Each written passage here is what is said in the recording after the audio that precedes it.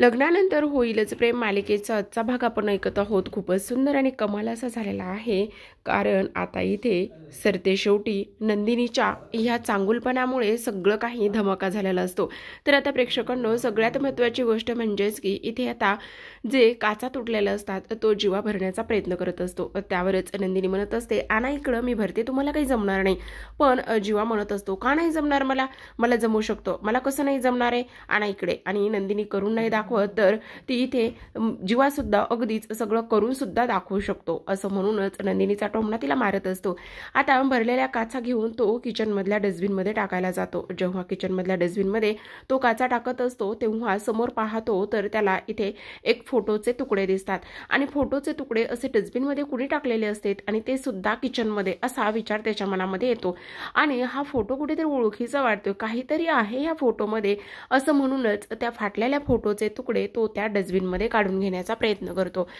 आता फाटलेल्या फोटोचे तुकडे डस्टबिन मधून काढून घेतल्याबरोबरच इथे चेहरा दिसलेला असतो आणि त्याचा चेहरा स्पष्टपणे दिसल्यानंतर आता इकडे तो एका गोष्टीचा विचार करत असतो की हे सगळं काय आहे आणि त्याचसोबत ह्या गोष्टी इथे कोणी केल्या, का केल्या, असा विचार तो इथे करत असतो। आता लगेचच नंदिनी आणि जीवा त्या फोटोचे तुकडे घेऊन खोलीमध्ये जातात आणि त्या फोटोचे तुकडे घेऊन खोलीमध्ये गेल्यानंतर तो फोटो अगदीच व्यवस्थित पद्धतीने ते जोडत असतात। व्यवस्थित पद्धतीने फोटो जोडल्यानंतर त्यामधून एक स्पष्टपणे चित्र क्रिएट झालेलं असतं। तर त्यामध्ये आता मागच्या बाजूला सँडी असतो तर समोरच्या बाजूला इथे दीपक असतो आणि समोरच्या बाजूला असणारा दीपक आणि त्याचबरोबर हा मागचा सँडी आणि ही नंदिनी म्हणत असते, हाच तो, ह्यानेच हाच दीपकचा साथीदार, यानेच मला किडनॅप केलं असावं, असं इथे ती बोलत असते। त्याचबरोबर आता इकडे जीवा आणि काव्या फोटोचे अल्बम्स घेऊन आलेले असतात आणि त्यांच्या हातामधल्या फोटोच्या अल्बमकडे हे दोघे पाहतात। काय झालेलं आहे, हा फोटो कोणी फाडून टाकला असेल असा विचार त्यांच्या मनामध्ये येतो। तर इकडे आता लगेचच काव्या म्हणतात की ह्या फोटोच्या अल्बम मध्ये आम्हाला पाहिजे तसे फोटो आणि त्याचबरोबर जे हवंय ते असं काहीच नाही मिळालं, असं इथे तो बोलतो। आता ह्या सगळ्या गोष्टी बोलल्यानंतर हे काय आहे असं म्हटल्यानंतर आता पार्थ आणि काव्या खाली बसतात आणि तो फोटो पाहतात आणि फोटो पाहिल्याच्या नंतर इथे लगेचच पार्थ आणि काव्या एकमेकांना म्हणत असतात, आम्ही ओळखतो ह्याला। आणि कसं ओळखता असं म्हटल्यानंतर आता काव्या म्हणत असते, हो ताई, मी याला चांगलं ओळखते। लगेचच पार्थ म्हणत असतो, त्या दिवशी आम्ही पालघरवरून जेव्हा येत होतो तेव्हा वाटेमध्ये याची बहीण भेटली होती आणि झालेला प्रसंग पार्थ इथे सांगत असतो आणि तेव्हा इथे काव्या म्हणत असते, हो आम्ही ह्याला ओळखतोय आणि याला सिटी हॉस्पिटलमध्ये ॲडमिट केले। अगं ताई, हा सँडी आहे, सँडी बघ। आणि त्यासोबत तुला एक गोष्ट सांगू का, त्या तुझ्या आनंद निवासमध्ये ज्या काम करतात ना, रेखाताई, त्यांचाच हा भाऊ आहे बघ, असं इथे काव्या सांगत असते।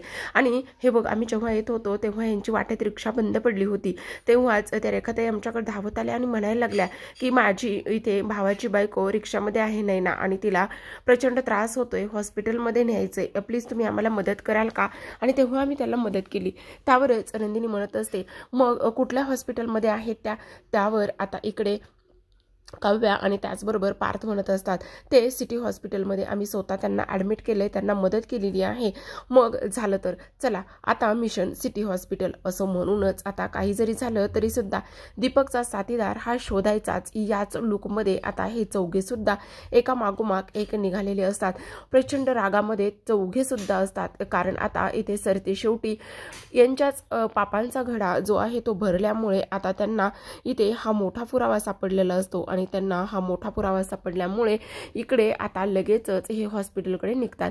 तर इकडे बाळाला ब्लड हवं असतं आणि बाळाला ब्लड हवं असल्या कारणाने आता इकडे जी रेखा आहे, रेखा तिच्या मैत्रिणींना त्याचबरोबर त्यांच्याकडे जे काही ग्रुप्स आहेत त्या ग्रुप्सवरती इथे कॉन्टॅक्ट करण्याचा प्रयत्न करत असते। काही जरी झालं तरी सुद्धा तुम्ही त्यांच्या कोणालाही विचारा, रिलेटिव्स असतील, ग्रुप्स असतील किंवा पर्सनली कॉल करून सुद्धा प्लीज विचारा, असं रेखा म्हणत असते आणि रडायला लागलेली असते। तेवढ्यातच सँडी सुद्धा फोन घेऊन सांगत असतो। तर इकडे जीवा आणि त्यासोबत पार्थ अगदीच शर्टच्या भायात आणतच आलेले असतात आणि आल्याबरोबरच इथे आता सँडीच्या खांद्यावरती जो जीवा आहे तो हात टाकत असतो। सँडीच्या खांद्यावर जीवाने हात टाकल्याबरोबर इकडे रेखा नंदिनीला पाहते। रेखाने नंदिनीला पाहिल्याबरोबरच लगेचच तिला मिठी मारते आणि मिठी मारल्यानंतर इकडे जीवा म्हणत असतो, काय मग ओळख आहे की नाही असं म्हटल्यानंतर आता माझं बाळ, माझ्या भावाचं बाळ बरं तरी होईल ना गं. त्यावर नंदी म्हणते तुम्ही नका काळजी करू, होईल सगळं काही व्यवस्थित. त्यावर लगेचच रेखा म्हणत असते हे बघ सँडी, ही जी आहे ना ही नंदिनी, मी ज्यांच्याकडे काम करते आनंद निवासमध्ये, ही नंदिनी आहे आणि खूप चांगली आहे ही नंदिनी. त्यावरच जीवा म्हणत असतो इथे सँडीला नंदिनीची ओळख करून द्यायची गरज नाहीये आणि त्याचबरोबर ती आनंद निवासमधली ओळख नसून त्याची पूर्वीच ओळख झालेली आहे आणि इथे सँडी नंदिनीला चांगलंच ओळखतो. काय सँडी, ओळखतोस की नाही? त्यावर आता इकडे रेखा म्हणत असते काय झालेलं आहे, तुम्ही असे का बोलतायत? आणि त्याचबरोबर इथे माझा भाऊ म्हणजे सँडी, तो इथे नंदिनीला कसा आणि काय ओळखतो? त्यावरच आता इथे जीवा म्हणत असतो काय मग सँडी तू सांगणार आहेस का मी सांगू? त्यावर लगेचच नंदिनी म्हणत असते हो ना सँडी, आता तू तुझ्या स्वतःच्या तोंडाने इथे सांगणार आहेस सगळं का मी सांगू तुम्हाला कसं ओळखतोयस तर? त्यावर लगेचच रेखा म्हणत असते काय झाले नंदिनी, अशी का बोलतेस तू? सांग ना प्लीज, काय झालेलं आहे आणि हा तुला कसा ओळखतोय सांग ना प्लीज, असं इथे ती बोलत असते. सगळ्या गोष्टी इथे तिने बोलल्याबरोबरच आता लगेचच इकडे जी नंदिनी आहे ती म्हणत असते तुम्हाला एक गोष्ट सांगू का रेखाताई, मला लग्नातून किडनॅप करणारी व्यक्ती इथे दुसरी तिसरी कोणी नसून दीपकचा साथीदार म्हणजेच सँडी आहे, तुमचा भाऊ आहे. त्यावर रेखा म्हणत असते काय काय म्हणतायत सँडी, नंदिनी काय म्हणते? तिच्या लग्नातून तू तिला किडनॅप केलेस? इकडे सँडी ॲग्री होत नसतो, तो म्हणत असतो नाही मी असलं काहीही केलेलं नाहीये, प्लीज तुम्ही उगाचच नाही त्या गोष्टी इथे माझ्यासोबत लावू नका किंवा नाही त्या गोष्टी इथे मला तुम्ही बोलू नका, मी नाही काही केलेलं असं इथे तो बोलत असतो. आता त्याने ह्या सगळ्या गोष्टी इथे बोलल्यानंतर लगेचच पार्थ सुद्धा म्हणत असतो हे बघ आम्हाला वेगवेगळ्या पद्धतीने तुला सुद्धा इथे हँडल करता येणार आहे, पण तू जर स्वतःच्या तोंडून इथे कबूल करणार असलास तर खरं खरं सांग की हा सगळा मॅटर काय आहे आणि त्याचबरोबर इथे तू नंदिनीला किडनॅप केला आहेस हे मात्र तेवढंच खरं आहे असं इथे तो बोलत असतो. पण तेवढ्यातच आता इकडे मात्र रेखा अजिबात शांत बसत नाही. रेखा सनकन इथे सँडीच्या कानाखाली वाजवते आणि रेखाने सँडीच्या कानाखाली वाजवल्यानंतर ती म्हणत असते अरे ज्या नंदिनीमुळे आज तुझं बाळ इथे सुखरूप आहे, तुझी बायको सुखरूप आहे, त्या नंदिनीला तू एवढं सगळं तिच्यासोबत केलेलं आहेस, खरं खरं सांग मला आज तुला भाऊ म्हणायची सुद्धा लाज वाटते सँडी, तू का वागलास असा, का केलंस असं, ह्या सगळ्या गोष्टी इथे ती बोलत असते. त्याचबरोबर नंदिनी आता रेखाला समजावण्याचं काम करत असते. ती म्हणत असते रेखाताई प्लीज जरा शांत व्हा, पण इकडे मात्र रेखा शांत बसत नाही. ती म्हणत असते अरे असं का केलंस तू, एवढ्या खालच्या थराला का गेलास आणि त्याचसोबत एवढं चुकीचं का वागलायस तू? अरे तुला कळलं नाही का की तू काय करतोयस ते, आणि मुळातच किडनॅप केलेस, आज तिचं आयुष्य ह्या पद्धतीने जाऊन पोहोचलंय. त्यावर आता इकडे तो हात जोडतो आणि म्हणत असतो मला माफ करताही, मी तुझी माफी मागतो, मला आता प्लीज काहीही बोलू नकोस आणि त्याचबरोबर काही विचारू सुद्धा नकोस. इकडे मात्र ह्या सगळ्या गोष्टी बोलल्यानंतर आता इकडे जीवा डोळे वटारूनच पाहत असतो. इकडे ह्या सगळ्यांना फक्त आणि फक्त एकच गोष्ट हवी असते आणि ती म्हणजेच की जो सँडी आहे, सँडीने इथे ह्या सगळ्यांना मदत करणे. आता इकडे काव्या म्हणत असते अरे तुला कळतंय का तू काय केलेलं आहेस, कशा पद्धतीने तू इथे माझ्या ताईशी वागलेला आहेस, आज तुझ्या ह्या वागण्यामुळे इथे आम्हा सगळ्यांचे आयुष्य बर्बाद झाली आहेत. त्याचबरोबर आता पार्थ मात्र त्याची कॉलर पकडतो आणि पार्थने त्याची कॉलर पकडल्यावर तो म्हणतो हे बघ तू आता हे सगळं कबूल कर आणि सगळं कबूल कर आणि त्याचबरोबर आमच्या सोबत इथे घरी चल आणि आमच्यासोबत घरी येऊन आमच्या बाजूने साक्ष दे. इथे काव्या म्हणत असते हो तुला आमच्यासोबत यावंच लागणार आहे, कारण सगळ्यात महत्त्वाची गोष्ट म्हणजेच की आज तू नंदिनी ताईला त्या लग्नातून किडनॅप केलेस आणि कोणाच्या मदतीने, दीपकच्या मदतीने, आणि दीपकला कोणी सांगितलं तर वसवात्याने, पण आज माझी नंदिनी ताई इथे खोटी पडलेली आहे. त्याचबरोबर तू का केलंस असं? इकडे मात्र पार्थ म्हणत असतो हे बघ तुला जर प्रेमाने ऐकायचं नसेल तर आम्हाला इथे दुसरी भाषासुद्धा कळते आणि तू असं समजू नकोस की आम्ही तुला सोडून देऊ, माफ करू वगैरे. हे बघ गपगुमानं सगळं कबूल कर आणि त्याचसोबत आमच्यासोबत चल. इकडे मात्र सँडी आतापर्यंत तरी त्यांना म्हणत नसतो की मी येतो वगैरे, काहीच नाही. तर इकडे आता जीवाचा राग हा अनावर होतो. जीवाला प्रचंड राग आलेला मारायला असतो. लगेचच त्याचा हात तो जोरात पकडतो आणि म्हणत असतो, तुला आत्तापर्यंत गपचूप आणि शांततेत आम्ही सांगत आहोत, पण तुला ऐकायचंच नाही का? आणि त्याचबरोबर तुला काय वेड वाटलो का आम्ही? आणि तुला इथे असं बोलल्याबरोबर आता लगेचच पार्थ धावून येतो आणि पार्थ धावून आल्याबरोबर इथे लगेचच त्याला मारायला सुरुवात करत असतो. त्याला एवढं मारतात दोघे पण की आता इकडे नंदिनी म्हणत असते, प्लीज प्लीज तुम्ही असा आता ताईपणा करू नका आणि प्लीज तुम्ही त्याला मारू नका. मग कसं समजवायचं आहे, काय करायचं आहे? आणि त्याचबरोबर मग आता तुमची भाषा ह्याला कळते का ते बघा. जर हा असा ऐकत नसेल तर ह्याला मारावंच लागेल ना. पण आता नंदिनी त्याच्यासमोर उभी राहते आणि ती म्हणत असते, हे बघ सँडी, तुला माहीत नाही तू काय केलेलं आहेस आणि काय नाही म्हणून. हे बघ, झालेल्या गोष्टी तर आता बदलता येणार नाहीत, पण प्लीज आत्ता मी काय सांगते ते तू एकदा नीट ऐकून तरी घे. अरे तू काय केलंस, किती मोठी चूक केलेली आहेस. ही नंदिनी, ह्या नंदिनीचं आयुष्य खराब केलंयस तू. इथे कसलीही चूक नसताना तू मला माझ्या लग्नातून किडनॅप केलेस. ह्या नंदिनीच्या चारित्र्यावर संशय घेण्यात आला, त्याचसोबत तिचा स्वाभिमान दुखावलाय आणि आज तर तिच्या खरेपणावर संशय घेण्यात आलाय. प्लीज एक बहीण म्हणून मी तुला रिक्वेस्ट करते, पण प्लीज तू मला मदत कर आणि कबूल कर की तू हे सगळं काही केलंयस आणि माझ्या बाजूने येऊन साक्ष दे घरच्यांसमोर. पण इकडे सँडी म्हणत असतो, नाही मी असं काहीच नाही करू शकत. तर इथे त्याला ते बोलणं आठवत असतं, ज्या पद्धतीने इथे दीपकने त्याला धमकी दिलेली असते की काही जरी झालं तरी सुद्धा इथे तू जर हे शहर सोडून गेला नाहीस तर तुझं बाळ जे आहे ते तुला बाबासुद्धा म्हणणार नाही. ह्या सगळ्या गोष्टी इथे तो बोलत असतो. त्यामुळे आता तो तिच्यासमोर हात जोडतो आणि म्हणत असतो, नाही नाही मला माफ करा, मी काही नाही करू शकत. तेवढ्यातच आता डॉक्टर बाहेर आलेले असतात आणि डॉक्टर बाहेर आल्यानंतर ते म्हणत असतात, इथे बाळाची तब्येत खूपच जास्त नाजूक आहे आणि त्याचबरोबर इथे खूप क्रिटिकल कंडिशन झालेली आहे बाळाची. आणि सगळ्यात महत्त्वाची गोष्ट म्हणजेच की आता तुम्ही इथे बाळासाठी प्रार्थना करा, म्हणजे बाळासाठी जे ब्लड हवं आहे ते ब्लड तर आत्तापर्यंत इथे मिळालेलं नाही, असं इथे ती बोलत असते. आता ह्या सगळ्या गोष्टी इथे ती बोलल्यानंतर मात्र इकडे दुसऱ्या बाजूला लगेचच सँडी हात जोडत असतो आणि म्हणत असतो, प्लीज तुम्ही असं नका ना हतबल हो आणि काही नका ना करू. प्लीज तुम्ही माझ्या बाळाला वाचवा. काही जरी झालं तरी सुद्धा माझं बाळ वाचलं पाहिजे. त्यावर लगेचच आता नंदिनी म्हणत असते, वाचेल, ह्यांचं बाळ नक्कीच वाचेल. तुम्हाला AB निगेटिव्ह ब्लड ग्रुप हवा आहे ना, तर माझा सुद्धा AB निगेटिव्ह ब्लड ग्रुप आहे. मी बाळाला रक्त देण्यासाठी तयार आहे. अरे वा, ही तर खूपच चांगली गोष्ट झालेली आहे. चला तुम्ही माझ्याबरोबर. तेवढ्यातच आता जीवा समोर येतो आणि जीवा समोर आल्याबरोबरच तो म्हणत असतो, काय करतेस नंदिनी? अगं इथे ह्या माणसाने तुला किडनॅप केलंय आणि तो तुझ्या बाजूने बोलायला किंवा तुझी मदत करण्यासाठी इथे तू त्याच्यासमोर हात जोडतेस, तर तो साधी इथे साक्ष द्यायला किंवा केलेल्या गुन्ह्यांची कबुली द्यायला सुद्धा तयार नाही आणि त्यावर तू ह्या माणसाची मदत करतेस. त्यावरच आता नंदिनी म्हणत असते, माणूस कोण आहे ह्यावर मदत करायची की नाही हे ठरत नाही. त्याचसोबत इथे सगळ्यात महत्त्वाची गोष्ट म्हणजेच की ही नंदिनी मदतीचे हात प्रत्येकाला पुढे करते. मग ती कोण आहे, कशा पद्धतीची आहे हा विचार ती करत नाही. त्या निष्पाप जीवाचा, त्या निष्पाप बाळाचा या सगळ्यामध्ये काय दोष आहे? जीवा, त्या बाळाला वाचलं पाहिजे असा नंदिनी इथे विचार करत असते.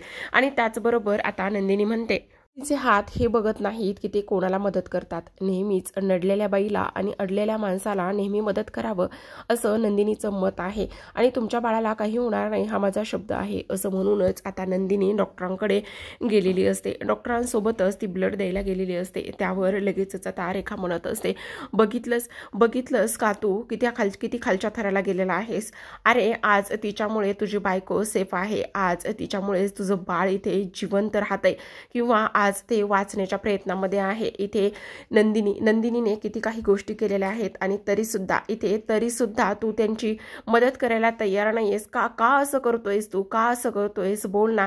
त्यावर आता काव्या लगेचच त्याच्या पुढे जात असते आणि ती म्हणत असते, मी बोलू का त्यांच्याशी? असं म्हणूनच आता इकडे ती रेखाताईला सुद्धा समजावते. पण रेखा म्हणत असते, बोल, तुला काय बोलायचंय ते. आता इकडे काव्या जी आहे, काव्या सँडी समोर जाऊन उभी राहते आणि सँडी समोर जाऊन उभी राहिल्यानंतर ती आता म्हणत असते, हे बघ सँडी, तू आत्ता ज्या काही गोष्टी केल्यात त्या तर बदलता येणार नाहीत. माझ्या ताईचं लग्न एका मुलाशी ठरलं होतं पण झालं दुसऱ्या मुलाशी. तू आणि तुझ्या त्या साथीदार दीपकने लग्नातून इथे नंदिनी ताईला किडनॅप केल्यामुळे ह्या सगळ्या गोष्टी घडल्यात. तुला माहिती का रे सँडी, आमची ताई आमचा जीव की प्राण आहे. आमची ताई फक्त ती चांगली नाहीये, तिचा चांगुलपणा ती सगळ्यांना देते. तुला माहिती आहे लग्न झाल्यापासून तिने हे मनाविरुद्ध झालेलं लग्न, त्याचबरोबर ऐनवेळी अनोळखी व्यक्तीबरोबर झालेलं लग्न सुद्धा तिने मनापासून स्वीकारलं. त्याचबरोबर इथे त्या घरामध्ये सुद्धा माझं लग्न झालं. पण मी आत्तापर्यंत माझ्या सासू सासऱ्यांना आई बाबा नाही म्हणत आहे, काका काकू म्हणते. पण माझी नंदिनी ताई ती त्यांना आई बाबा म्हणते. तुला समजलं? अरे ती आमच्यासाठी जीव ओवाळून टाकते. आणि आज तिच्या खरेपणावर इथे बोट उचललं गेलंय. आज तिच्या चारित्र्यावर संशय घेतला गेलाय. आज तिला इथे खोटं पाडलं जातंय आणि तिचा खरेपणा सिद्ध करायचा आहे आम्हाला. आमच्याकडे कुठलाच पर्याय नाही आहे शिल्लक. म्हणून तुला मी रिक्वेस्ट करते, प्लीज आमची मदत कर. आणि त्याचसोबत सगळ्यात महत्त्वाची गोष्ट म्हणजेच की माझी नंदिनीताई ही माणूस बघून मदत करत नाही. तर जी नंदिनीताई आज इतरांना सगळ्यांना मदत करते, आज तिच्या मदतीसाठी इथे आम्हाला सगळ्यांना इथे हात पसरावे लागतात. आमच्या नंदिनीताईला आम्हाला सिद्ध करायचं आहे, तिचा खरेपणा सिद्ध करायचा आहे असं म्हणून काव्या रडायला लागलेली असते. नारी काव्या जेव्हा पार्थ पाहतो तेव्हा पार्थला सुद्धा वाईट वाटत असतं. त्यावरच आता इकडे काव्या म्हणते, हे बघ, ज्या गोष्टी झाल्या त्या तर आम्ही बदलू शकत नाही. ते लग्नात आम्ही स्वीकारलेले आहेत. पण हे सगळे आरोप माझ्या नंदिनीताईवर होत आहेत. ते खोडून काढायचे, ते पुसून काढायचे. ती जीच माणसं आज तिच्यासोबत अबोला धरलायत. इथे ज्या सासऱ्यांना ती बाबा म्हणते त्याच बाबांनी आज नंदिनीला स्पष्टपणे बोलण्यासाठी आणि त्याचबरोबर तिच्या आईशी म्हणजे सासूबाईशी बोलण्याशी नकार दिलाय. त्यामुळे सँडी प्लीज तू आम्ही अनोळखी व्यक्ती म्हणून नको मदत करूस. एक बहीण समज मला तू. आणि तुझी ही बहीण आज तुझ्यासमोर पदर पसरते, समोर हात जोडते आणि असं म्हणते की प्लीज मला तू मदत कर. असं काव्या भरभरून बोलत असते. काव्याने हे सगळं बोलल्यावर सगळ्यांना खूप मोठा धक्का बसतो. हे सगळं काव्या बोलत असताना आता जीवासुद्धा तिच्याकडे पाहत असतो. अरे सँडी, हे बघ, तुला तुझी चूक झाली हे कळलंय ना, तू काहीतरी चुकलायस हे तरी तुला कळलंय ना. मग आम्ही तुला एक शब्द देतोय की तुला काहीच नाही होणार आहे. आणि सगळ्यात महत्त्वाचं म्हणजेच की तुला तुझी चूक सुधारण्यासाठी आम्ही तुला एक संधी देतोय ना. प्लीज तुझी तू चूक सुधार ना. आणि मी माझ्या ताईसाठी आज तुझ्यापुढे हात जोडते सँडी. प्लीज आमची मदत कर ना आमची मदत. आणि जे सगळं काही खरं आहे, जे सगळं काही सत्य आहे ते प्लीज तू इथे सांग ना. तर इकडे दुसऱ्या बाजूला नंदिनी आता ब्लड देण्यासाठी गेलेली असते. तर इकडे मात्र आता जो सँडी आहे त्याला सुद्धा खूप जास्त टेन्शन आलेलं असतं ह्या सगळ्या गोष्टी अशा झाल्यामुळे. इकडे आता काव्या रडत असते. तर जीवा तिच्याकडे खूपच भावूक होऊन पाहत असतो. इकडे आता पार्थ तिला म्हणत असतो, काव्या प्लीज तुम्ही त्रास करून घेऊ नका, तुम्ही रडू नका ना. तर इकडे नंदिनीचं ब्लड देणं हे सुरूच असतं. तर आता जीवा जो आहे तो सँडी समोर येऊन उभा राहतो आणि म्हणत असतो, गोष्ट सांगू का सँडी, सगळ्यात महत्त्वाची म्हणजेच की हे बघ, आमचं लग्न आमच्या मनाविरुद्ध झालं आणि आमचं लग्न आमच्या मनाविरुद्ध झाल्यानंतर आम्ही इतरांवर रागराग करत राहिलो आणि इतरांवर रागराग करत राहिल्यानंतर इथे मात्र नंदिनीने कोणावरही कसलाही रागराग केला नाही. उलट तिने हे लग्न आनंदाने स्वीकारलं आणि आनंदाने स्वीकारून सगळ्यांची मनं जिंकत राहिली. उलट तुला एक गोष्ट सांगू, त्या दीपकला, जो दीपक इथे जेलमध्ये होता त्या दीपकला बेल मिळवून दिली आणि त्याचसोबत इथे त्याच्यावर विश्वास ठेवून तो खरं सांगेल म्हणून त्याला आमच्या घरी घेऊन आली. पण नाही, नंदिनीचा चांगुलपणा तिथं सुद्धा तिला नडलाच. त्याने इथे नंदिनीला साथ नाही दिली तर दगा दिला, धोका दिला. आम्ही आज तुझ्याकडे खूप आशेवाले आहेत. प्लीज तू आमची मदत कर. आणि फक्त एकच करायचंय, जे कृत्य तू केलंयस ते तू केलंयस आणि दीपकच्या मदतीने मिळून केलंयस हे सगळं सांगायचंय. तुझ्या एका स्टेटमेंटमुळे खूप काही गोष्टी बदलणार आहेत. हे बघ, लग्न झाले ते तर आम्ही बदलू शकत नाही, पण आत्ता तू आम्हाला ही मदत कर प्लीज, नाही म्हणू नकोस असं जीवा इथे म्हणत असतो. आणि तुला काहीच होणार नाही, हा माझा शब्द आहे. मी शब्द देतो, तुला कुठेही कोणीही घेऊन जाणार नाही, तुला तुझ्या बाळाला काहीही होणार नाही असं जीवा इथे बोलत असतो आणि त्याला आश्वासन देत असतो. इकडे मात्र आता सँडी नक्कीच त्याचं मत बदलेल असं वाटत असतं प्रेक्षकांनो. तर आता आजच्या भागामध्ये एवढंच. हा भाग आवडला असेल तर नक्की इथे व्हिडिओला लाईक आणि चॅनलला सबस्क्राईब करा. आता उद्याच्या भागामध्ये आपण पाहत आहोत की आता विक्रम मानिनी मंदिरासमोर उभे असतात. तर आता लगेचच वसवात्या म्हणत असते, काय रे विक्रम, मी बांधलेल्या राखीचा धागा सैल झालाय बहुतेक. तेवढ्यातच आता हे चौघे तिकडून येत असतात. म्हणत असते, खोटेपणांच्या धाग्यांनी आणखी किती दिवस गुंडाळून ठेवणार आहात तुम्ही बाबांना? किती दिवस हा तुमचा खोटा चेहरा, खोटा मुखवटा घेऊन फिरणार आहात? त्याचबरोबर किती दिवस ह्या सगळ्या नात्यांची फसवणूक करणार आहात? असं नंदिनी म्हणत असते. आता वसवात्या नंदिनीला म्हणत असते, जे काही खरं आहे ना ते एकदा सांग आणि संपव हे सगळं एकदाचं बाई. ह्या रोजच्या कटकटीमुळे आणि हे सगळं सतत होणाऱ्या माझ्यावर आरोपामुळे मला आता कंटाळा आलाय, वैताग आलाय. त्यावर आता लगेचच नंदिनी म्हणत असते, हो अगदीच बरोबर आहे तुमचं. खरं काय आहे ना हीच गोष्ट आम्ही इथे आज सांगायला आलेलो आहोत. काय आहे खरं? आणि एवढं सगळं खरं तर सांगून झालेलं आहे ना, आणि आणखी तू आता खरं काय सांगणार आहेस? काही खरं नाही सांगणार आहे तू, काही पुरावे नाहीये तुझ्याकडे. अगं एकदा तोंडावर पडलीस ते सुद्धा तुला कमी नाहीये का? आणि पुन्हा आणखी माझ्यावर आरोप करतेस. पुन्हा आता इथे बहीण आणि भावामध्ये तू इथे फूट पाडण्याचा प्रयत्न करतेस. नेमकं काय करायचं आहे तुला? त्यावर नंदिनी म्हणते, ते तुम्हाला वेळ आल्यावरच कळेल. असं म्हणूनच आता पाठीमागून सँडी येत असतो आणि आम्ही सगळेजण आता या सँडीला घेऊन आलेलो आहोत. आता इथे सँडी आल्यानंतर प्रेक्षकांनो हे पाहणं खूपच रंजक आणि इंटरेस्टिंग असणार आहे की सँडी आता इथे वसवात्याच्या विरोधात काय सांग. सोबत इथे दीपकने ज्या काही इथे कुरघोडी केल्यात, नंदिनीवर आरोप केलेत वसवात्याने, ह्या सगळ्या गोष्टींचा पडदा आता लवकरच फाश होणार असतो. त्याचबरोबर आता इकडे मात्र विक्रमचे डोळे सुद्धा लवकरच उघडताना आपल्याला येणाऱ्या पुढील भागामध्ये पाहायला मिळणार आहेत. तोपर्यंत पाहत राहा लग्नानंतर होईलच प्रेम या मालिकेचे असे छान छान भाग आणि इंटरेस्टिंग अपडेट.